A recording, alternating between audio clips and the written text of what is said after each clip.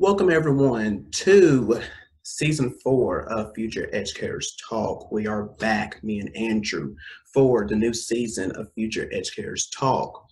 I am your co-host, Damian Anderson. And I'm Andrew Frett. And as you can see, if you're watching this on YouTube, you see a new face on here. We have been telling you guys this last season that we have a new co-host joining us, and we are so happy to have him on. So everyone, our listeners and our new listeners, please welcome on to Future Educators Talk, Mr. KJ Johnson II. Welcome, welcome, welcome, KJ. Appreciate y'all for allowing me.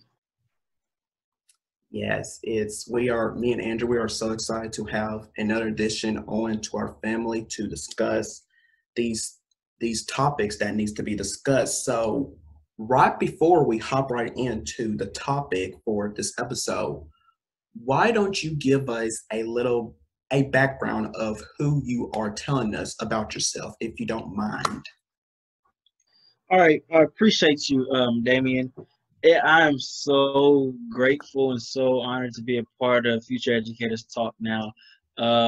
It's been in the works for about a while now, but finally I get to sit and discuss with both my brothers Damian and Andrew about what needs to happen in the world of education and the reform that needs to take place. A little bit about me. I currently attend Lamar University. I'm in the Educators Prep program there.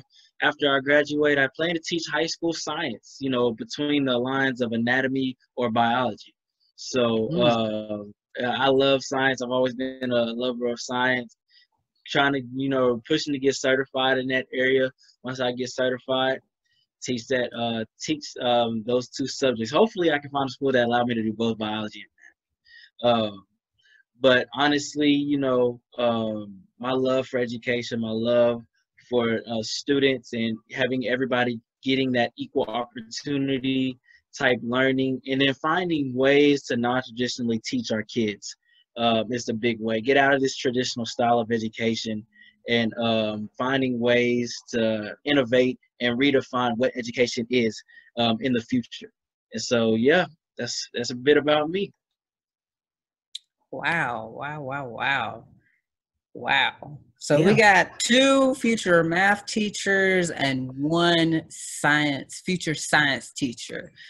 We've been telling y'all ever since practically the beginning of every season that we have a brand new co-host, and there you go, Mr. KJ Johnson II, y'all.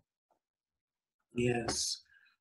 So is there any projects that you are currently working on or in the near future that you would like to share with everyone here?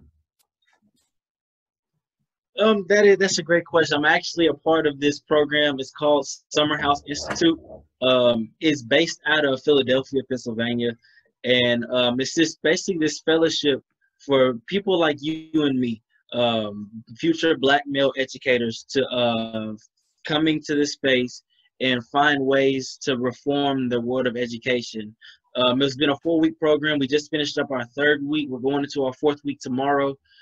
First week we discussed, K through 12 traditional and higher education.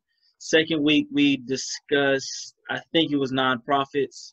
3rd week was this past week was more of our philanthropy space. And then this last week, I think I forgot what the focus was. I want to say is business and technology aspects and what all they do to improve education.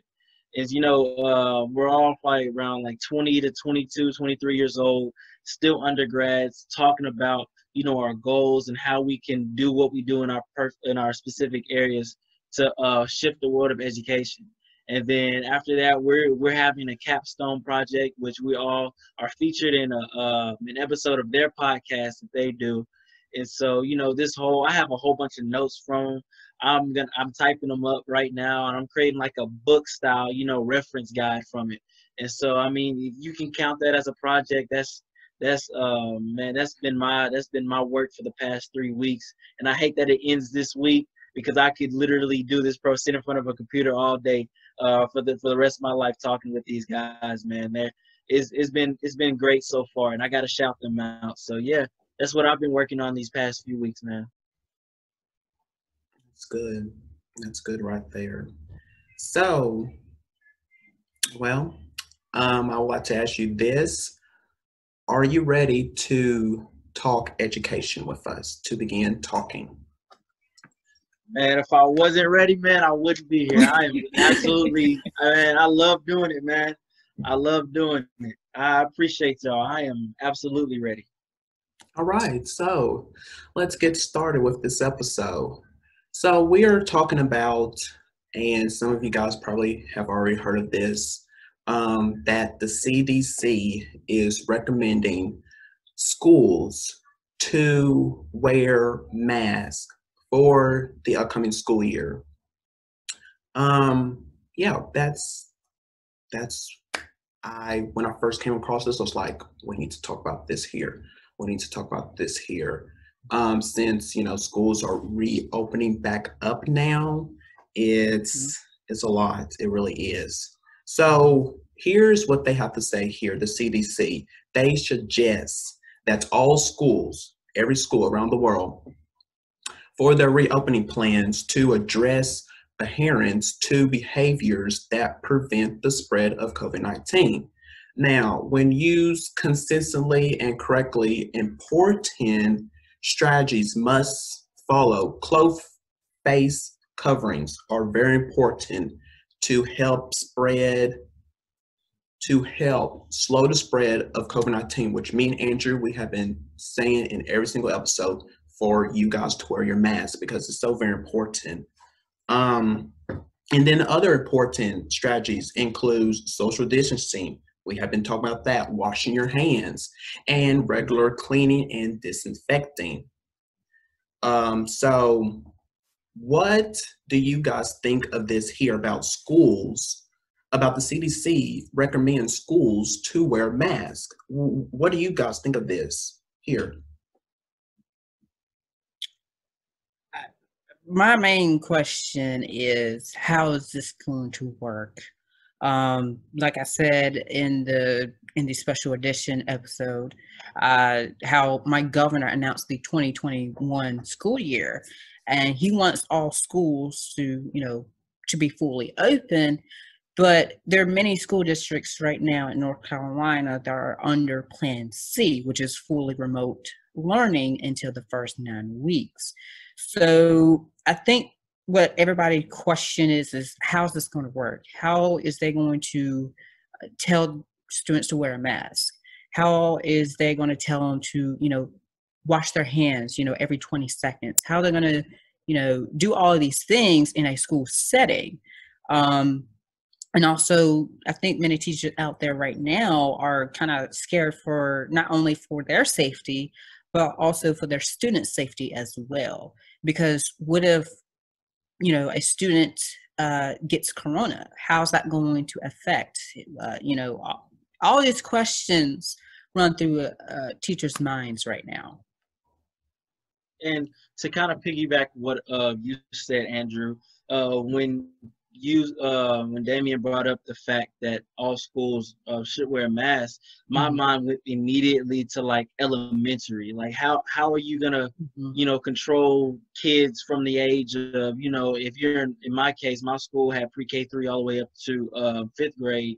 How are you gonna control 3-year-olds all the way up to I think about 10, 11-year-olds to wear a mask all day?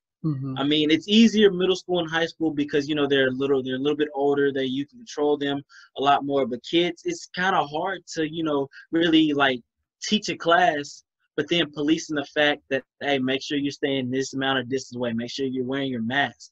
So it'll eventually take away I guess you could say, the focus from learning and effective instruction into classroom management and policing these precautionary measures. And Andrew, like you said, your governor did the same thing a lot of our districts around here in Texas do. Remote learning for the first 6 to 9 weeks, depending on how the cases look or whatever. and then trying to go in person. You know, a lot of those schools, especially here, these tier 1 schools, you call them, that don't have, you know, the community that have the technology that they need, that don't have the child care that they need. They have to open up because, you know, the parents have to work. And, you know, if you do remote learning, everybody doesn't have access to that technology. So it literally everything's in a host of uncertainty right now, because it's a lot of factors to consider. Mm-hmm. Absolutely, absolutely. And KJ, when you said that with younger students, like I'm literally worrying about them. I talk about this on my other podcast, Damien Talks Education, where I know that middle and high school students, like they can handle this, but for the younger students, they're going to have, for me, they're going to have like a hard time with this because they like to move around, touch and stuff like this. This can't be happening now. It just can't. So I just like really am like worrying about them. So it's a big issue to me. It really is with this. So I'm just very concerned about the younger students. Really am. Yeah, and you know, just imagine teachers telling the younger students to wear a mask or stop touching your face practically every 5 seconds. So just imagine teachers saying that to the elementary school students. It's like repetitive. You got to have that classroom management, and once you get that classroom management down, then you're all set. So it's really important to have that classroom management, which we already talked about during the first season of Future Educators Talk, is to have that classroom management, or otherwise the students are running the classroom. So you need to be running the classroom, not the students. Exactly. Yeah, and that makes a lot of sense too, in regards to classroom management. And, you know, this new way of learning we're going to be enduring this year, it's all about, especially with those younger kids, it's going to be, even with the older kids too, it's all going to be about building those routines and establishing them the first day so kids know what to expect when they walk in the classroom the next day or the next day. Like, they know, not because I'm worried about kids trading masks. Like, you know, hey, one kid has a Spider-Man mask, another kid has a Superman mask. Hey, I like Spider-Man. You want to trade? Yeah, let's trade. Boom. There goes that. And so it's all about having those routines and effective ways where you can handle those types of situations and everything, so those kids can have a sense of stability. So it'll be normal to them, even though, you know, teachers are working behind the scenes to make it feel as normal as possible. Absolutely there. And I just want to mention this right here. Closed face covering should not be placed on children who are younger than 2 years old, anyone who has trouble breathing or is unconscious, and then also anyone who is unable or otherwise, you know, unable to remove the face mask without assistance. So I just wanted to post just to mention that out right there.